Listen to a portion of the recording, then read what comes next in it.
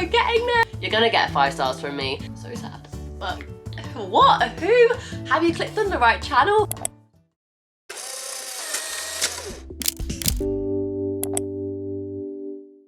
Hi guys, welcome back to my channel and welcome if you're new. I hope you're all doing well and welcome back to the best video of every year. It's my best books of 2023 video.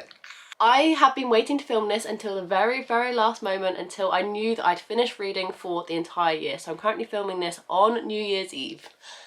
Oh my god, happy 2024 you guys. That's mental to say. But I am here today with my top 10, with some honourable mentions, books of 2023. I have read some incredible books this year. There have been a lot of duds. I really hope that next year there are less 3 stars and more 4 and 5 stars, but nevertheless I still have some great books to recommend to you guys, and I hope that you might be adding some to your lists for next year for sure, because they need to be read by everyone in my personal opinion. Let me know in the comments what your favourite book of the year was. I would love to know, and maybe I'll add it to my 2024 TBR list. But without rambling anymore, let's jump straight into it.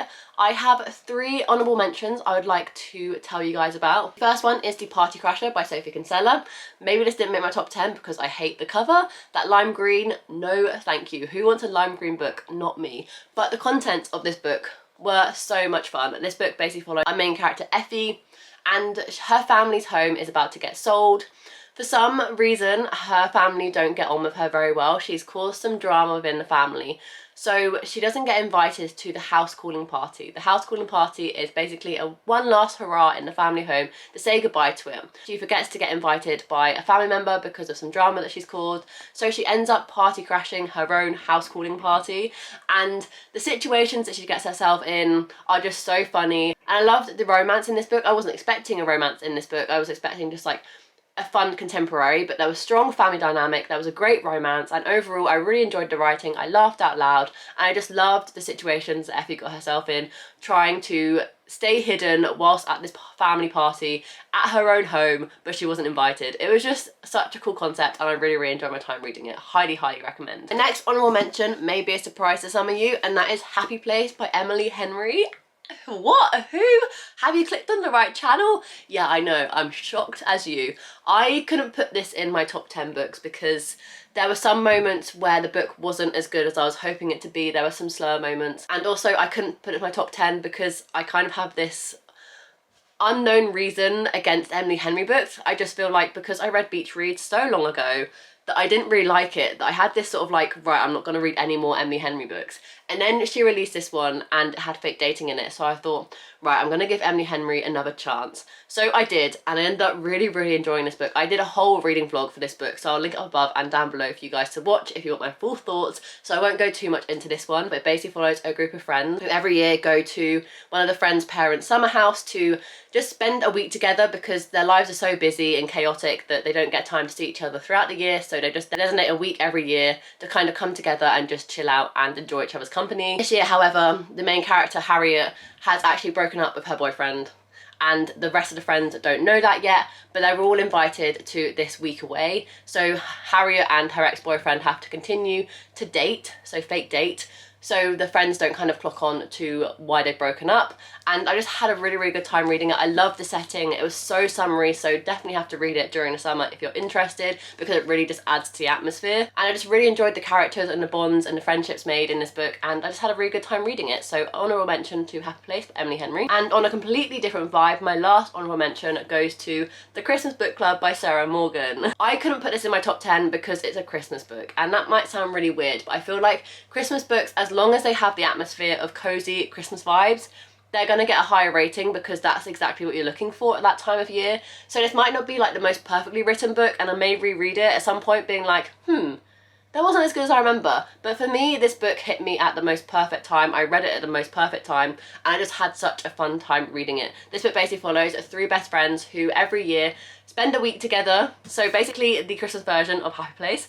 They spend a week together reconnecting with each other because their lives are so busy that they don't have time to see each other throughout the year. So they spend a week together, pick a book, read that book together, and kind of discuss it across the week, hence the book club. However, this year they couldn't do it in the summer, so decided to do it at Christmas time, and they book in to the Maple Sugar Inn to spend a week in like the most Hallmark-esque Christmas cozy cabin that you could think of or imagine.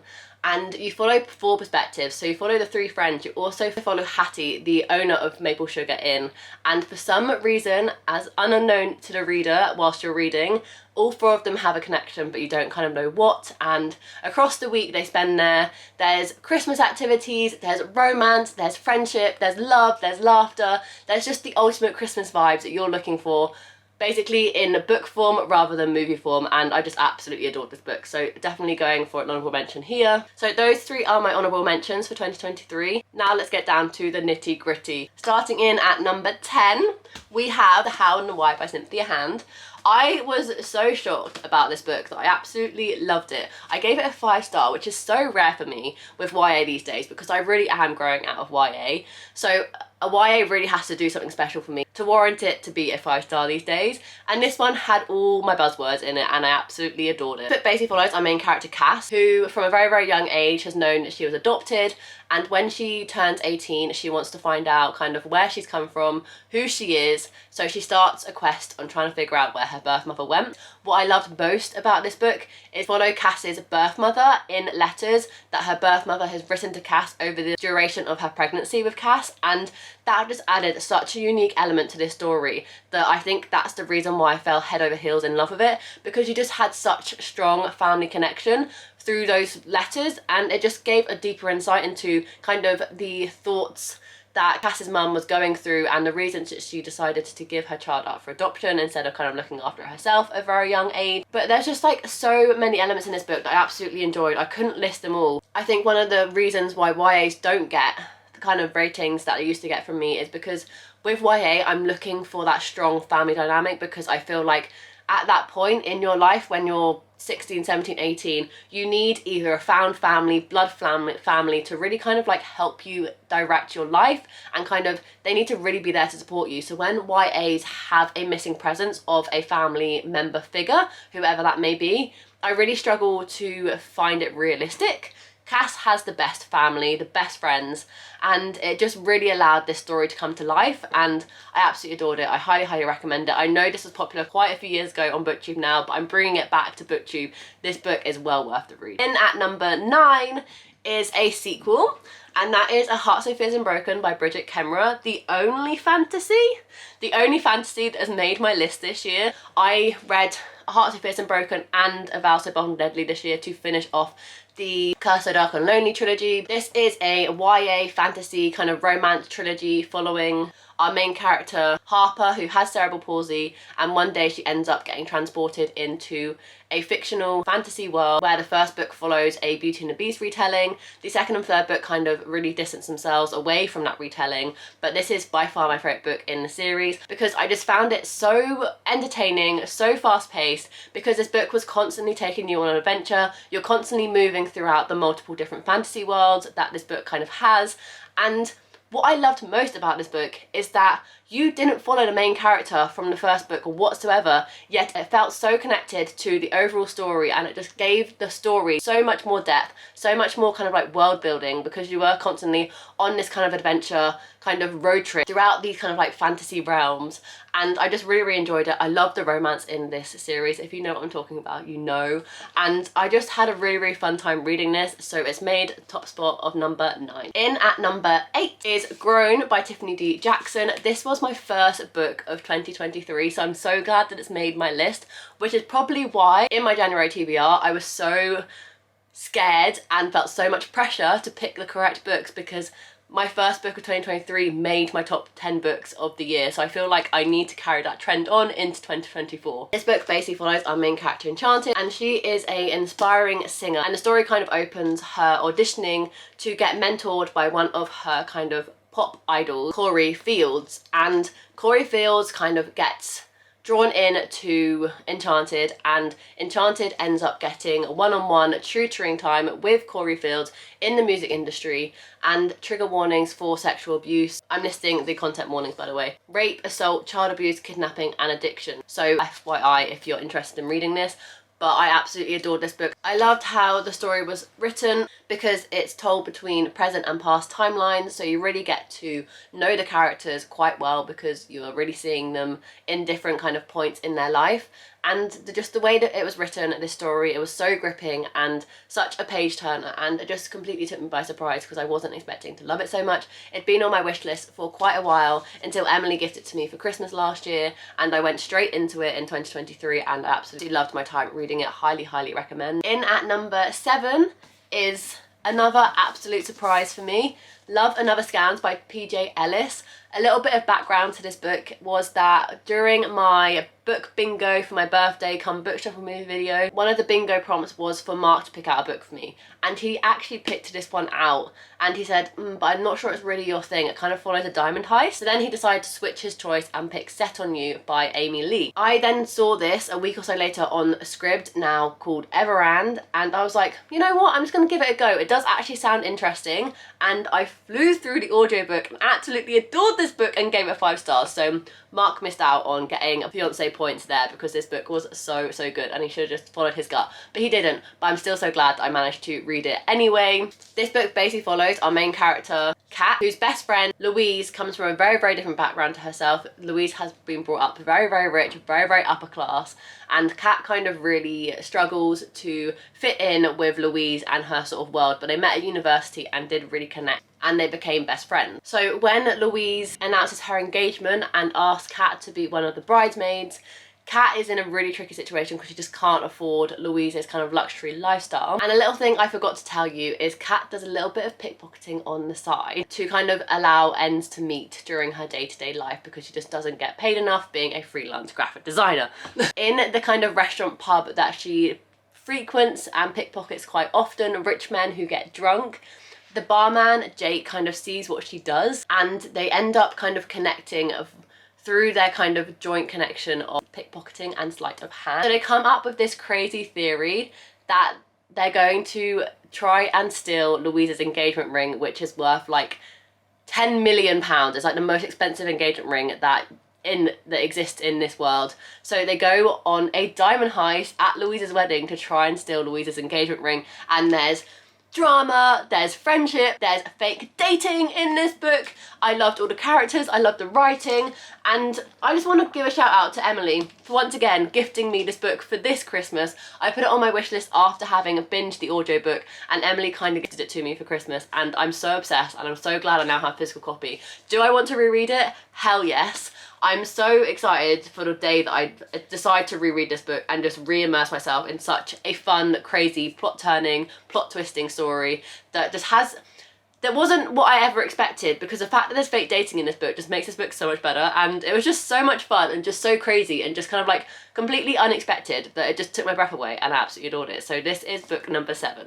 In at number 6 is Booked on a Feeling by JC Lee. This is the 3rd book in the Sweet Mess trilogy by JC Lee, but by far this is my favourite book of the series, just because it hits all kind of like my favourite buzzwords: bookstore, small town, childhood friends to lovers, and it follows Lizzie, who is about to become a really kind of like leveled up lawyer in her firm when she ends up having a panic attack on the jury, I believe is what the terminology is. Correct me if I'm wrong. So she ends up taking kind of like a sabbatical from work to try to focus on her mental health. So she ends up going back to the town that she grew up in. Back in her hometown, the small cozy town, is her best friend, her childhood best friend, Jack. And Jack and his family run the local brewery, and that's where Jack is currently working. So when Lizzie goes back to her hometown to kind of like reset, restart, and just kind of like take some time away from the busy kind of hustle and bustle of the city life and being a lawyer, she rekindles her friendship with Jack, and not only a friendship,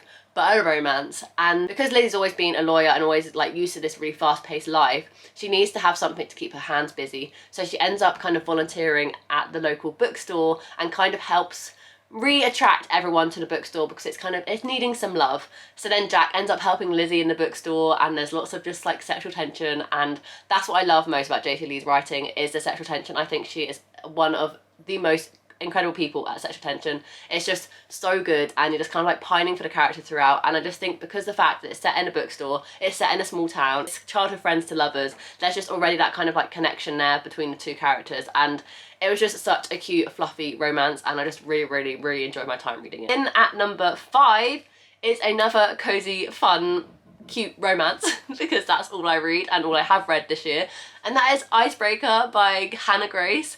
I was late to this bandwagon. I didn't think I was ever going to read it, and then I read it for a Magical-Thon in October, and obviously I binged it in a day, and I just had the best time. This isn't the most kind of like literary award-winning story or written book. This won't win any awards for the writing style or the plot, because there wasn't really much plot going on at all. But what I lacked in plot made up for in romance. I couldn't stop squealing reading this book. It was just so cute. It was definitely a new kind of romance that I would personally die for. I think Nathan and Anastasia was so cute together. It basically follows a ice skater, Anastasia, and an ice hockey player called Nate, and they end up having to share the same ice rink arena because Nate's ice rink end up getting closed for some reason. I can't really remember the fine details, but they end up having to share an ice rink, and Anastasia hates this because she's very much a planner, and she has her set times that she wants to rehearse, and she has a big competition coming up, and then Nate comes in and kind of messes up her entire schedule because he also needs to practice. So it causes like this really bad friction, and it is kind of a little bit enemies to lovers, and I don't love enemies to lovers as a book trope, but I think because there was such a finite little bit of enemies to lovers in this book, but really it just focused on the cute romance, that didn't really bother me too much, the fact that it was like enemies to lovers. But Nathan was so precious. He's definitely one of my new book boyfriends. We can wrap him up in bubble wrap to protect him at all costs, please. I finished this book and I was like, I'm squealing so much it can't not be a 5-star. So maybe if I read it at a different point in my life I wouldn't enjoy it, but I just read this book at the right time, and for me it was one of the best books I've read in 2023. But getting close. In at number 4 is Girlfriends by Holly Ball. This isn't a romance, but very much a very brilliant contemporary woman's kind of chick lit book about 2 girlfriends who end up rekindling what they had when they were at school, because they kind of broke up due to some drama happening and them kind of like drifting apart. I can really feel that in a friendship that I currently have. My best friend and I had a similar situation to that. We were best friends in school, and then some drama kind of like allowed us to drift apart, and then years later, once we both kind of like got over the grudge that we had when we were like immature 16-year-olds, our friendship has like rebloomed into something so much more, it's like so much better, and she is one of my best friends still, and I'm so grateful for her. And I kind of really saw us in this sort of storyline. I think that's probably why I connected to it a bit better. This book basically follows our main characters, Jessica and Fern, and it is told in dual perspective, so you kind of get to understand where both friends were coming from when they did have their kind of like falling out. And I'll basically just read you the synopsis because it doesn't give too much away, so I don't want to spoil it for anyone if I do kind of start rambling on about the plot and it ruins something. So it says, from the day they first meet as teenagers, Fern and Jessica are best friends. Despite their differences, they are there for each other throughout everything, navigating the difficulties of growing up and fitting in. That is until Jessica crosses a line that Fern cannot forgive. Now, more than 10 years later, Jessica has unexpectedly reappeared in Fern's life. A lot has changed for them both, but can their relationship be different now that they are older? Is it possible for either of them to rewrite the role that they had been cast in, or will their shared history ultimately be doomed to repeat itself? It's just such an interesting exploration on friendship, especially friendships as you get older. Being 26, almost 27, and knowing that my friendships were so incredible when I was in school. Those friends that I had in school are still some of my closest friends, and I've never been able to get that bond with anyone ever since. So for me, my school friends are like my best friends to this day. So the fact that Holly Bourne kind of like really encapsulated what female friendship was and how we can grow apart, and how some friends are kind of like there for a season and some friends are there for life. And it was just a really good exploration on female friendship and kind of like the ups and downs of it all, and that we can have bickers and we can have fights, but ultimately if there's a core there of friendship, we can regain each other's trust and become something better when we kind of like make up. Because girls are full of drama, and this book kind of really does cover everything to do with female friendship, and I highly recommend it. I love Holly Bourne's writing style. I think she writes some incredible stories, but this one so far has to be my favourite. In at number 3, we're getting there, is, if you've kind of had a little bit of a prediction of what my favourite books are, and you're like, wait, there are books that she's loved this year that haven't made the list yet, well, you're about to be in for a surprise. In at number 3 is The Dead Romantics by Ashley Poston. You'll be like, But Rachel, you've been raving about this book all year. How's it not made your like #1 spot? Because Ashley Poston hit it out of the park with her second book released. This is #3, this is #2. I'll get to this one in a minute, but in at #3 is A Dead Romantics by Ashley Poston. I read this book at the very beginning of this year, and it made such an impact on me that I haven't forgotten it since. I originally read this book as an audiobook and then had to go out and buy a physical copy of it, and then since then I haven't been able to stop thinking about it. I absolutely adore this book. This was kind of like the first book for me that kind of bordered that line of like cozy fantasy magical realism, but kind of really kept true to what a contemporary romance is. And obviously I'm a massive contemporary romance reader, so I was very skeptical going into this because I didn't like the premise, but everyone was raving about it, so I was like, I'm just gonna give it a go. I saw the audiobook on Scribd, now Everand, and I just thought, fuck it, let's just give it a go, and I fell head over heels with it. I was crying in my car driving home from work, listening to the last kind of like couple of chapters of this book, because this book just has a hold on me. It basically follows our main character, Florence Day, who is a ghostwriter for one of the most famous romance writers in this world. One day she goes into work to ask for a deadline extension on the current book that she should be writing because she has no kind of like creative flair anymore. She's really kind of got into a writing slump, but she's got given a new editor, and this new editor is not having any of it. He does not give her an extension whatsoever. So she goes home. It is what it is. She tries to write out this book. Next thing she knows, she has to return home to her family's funeral home because a tragic accident has happened and she needs to be there for her family. Knock, knock, knock on the door of her family's funeral home is the ghost of the editor that didn't give her an extension, and the romance ensues from there. I'm sure you've all read this by now, but it was just such a good book, and what I love most about this book is that yes, it was a romance. Yes, we followed a really, really strong romance. I absolutely loved the relationship between Benji and Florence in this book, but I think what took the cake was the relationships with her family. I am a sucker for family dynamic when it comes to romance. I feel like you can have a cute romance like Icebreaker, you can have like fluffy sweet moments like Booked on a Feeling, but when a romance does the perfect balance between a romance and having family still at the core of the book, you're gonna get 5 stars from me. This book was absolutely incredible, and Ashley Poston easily became my favourite author of the year because I hadn't read anything from her before. I've now read The Dead Romantics, and in at #2 is The 7 Year Slip by Ashley Poston. This is #2 on my list for the year of 2023. It was really tough to choose between these two books and where they were going to fit, and I do think they'll probably end up fluctuating.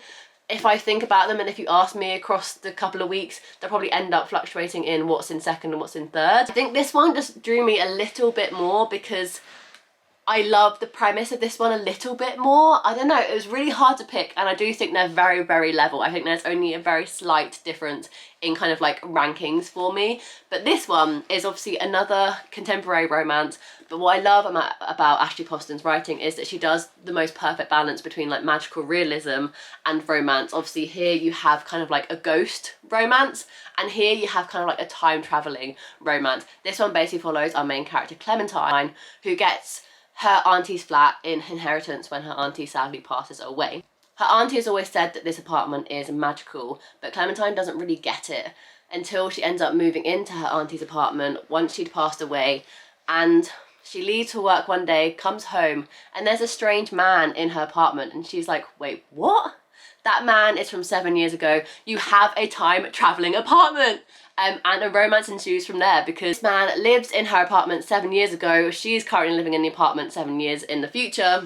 And you just have such an incredible romance because you have this like close proximity romance, but also like this time traveling sort of pining because she doesn't get to see him every day because the apartment will travel on its own accord. She doesn't know when she'll be able to see him again. So you kind of have this like pull and push sort of like dynamic between their relationship because you don't know if they're going to see each other again, and you don't know when the next time is they're going to see each other because every time she opens that door she doesn't know if she's going to get the apartment of the present or the apartment of the past. And it was so good. But once again, what I loved most about this book is that even though her auntie has passed away, you still get such a strong sense of family dynamic in this book because of her relationship with her auntie in the past.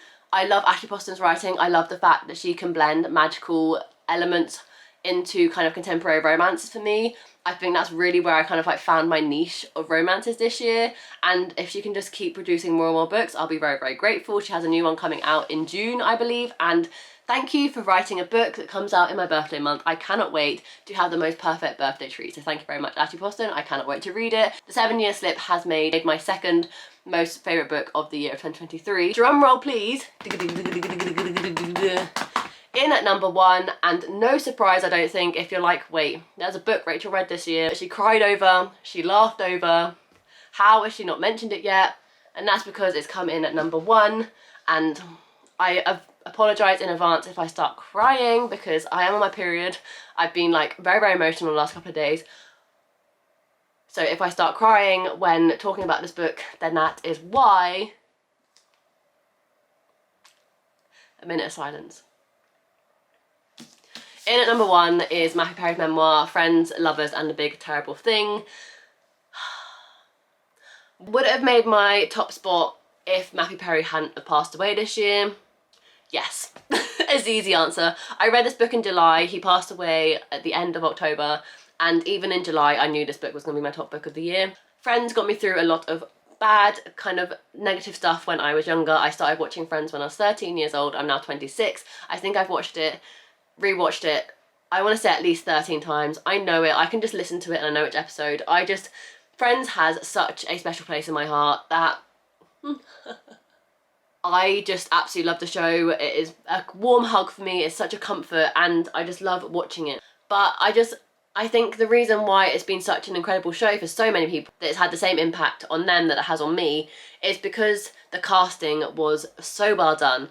Everyone was cast to perfection, and the bonds that the 6 of those actors and actresses had, not only off screen but on screen as well, just kind of really made the show what it was. Ramble over, years later obviously it comes out that Matthew Perry really struggled with addiction of drugs and alcohol throughout his entire life, and reading this book you've really got to understand his struggle, and it's so heartbreaking to read. I don't think I would have actually been able to read it if I hadn't have read it after he passed away, but obviously I read it in July, so he hadn't passed yet.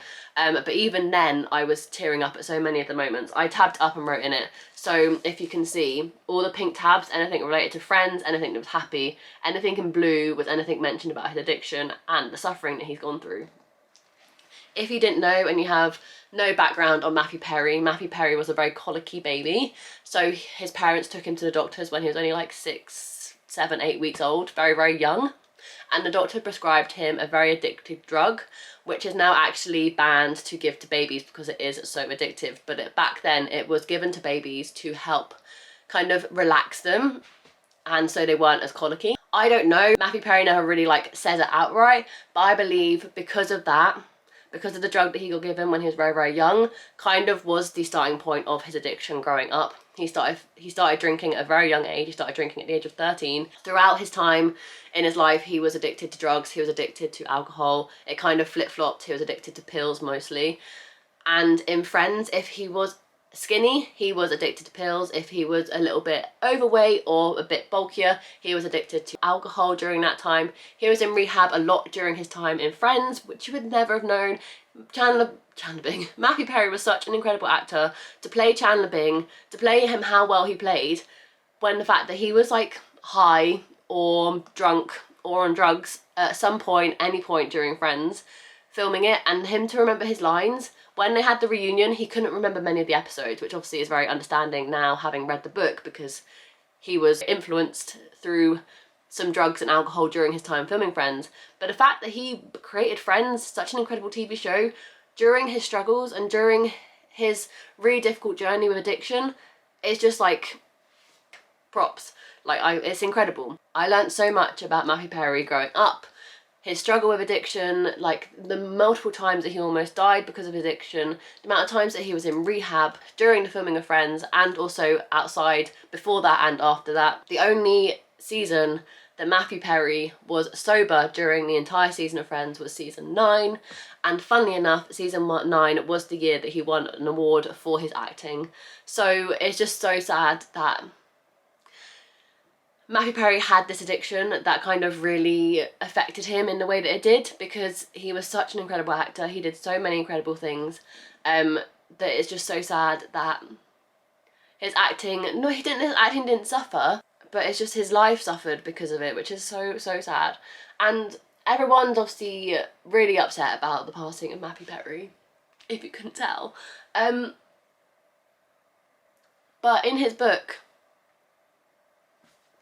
he wrote that he wants to be remembered not only for Friends, but the things that he actually did outside of Friends. He wants to be remembered for the ways that he helped the addict community.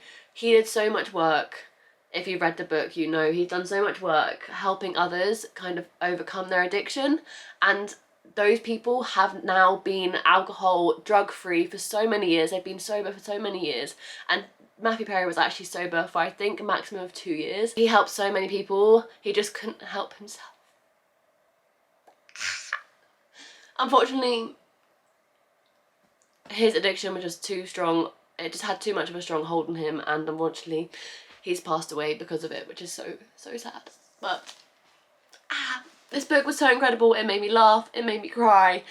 I was so fascinated with the clips and the scenes that you got and the paragraphs you got about Friends, and seeing kind of like how much all of his cast kind of like really felt for him and really loved him. And it's just so nice to know that there were people so close to him that were really looking out for him. And yeah, I can't say any more, otherwise I'll literally start bawling. But this is my favourite book of the year of 2023, and it's one of my favourite books of all time, and I don't think I'll ever be able to reread it just because it's so heartbreaking now that he's passed away. But yeah, my favourite book of the year, hands down, goes to Matthew Perry's memoir, Friends, Lovers and the Big Terrible Thing. And that, you guys, are my top books of 2023, although a very sad, somber note. I really hope you enjoyed this video and found some new favourites. Have we got any similar favourites? Have you read any of the books that I read this year? Have they also made your top list? I would love to know. If you enjoyed this video and I didn't make you cry, make sure you give it a massive thumbs up and subscribe down below for future content from me. I do anything from reading vlogs, monthly TBRs, monthly wrap-ups, and any other bookish content that you can think of. I usually have it on this channel, so make sure to subscribe so you don't miss any, and I'll see you in my next video. Bye guys.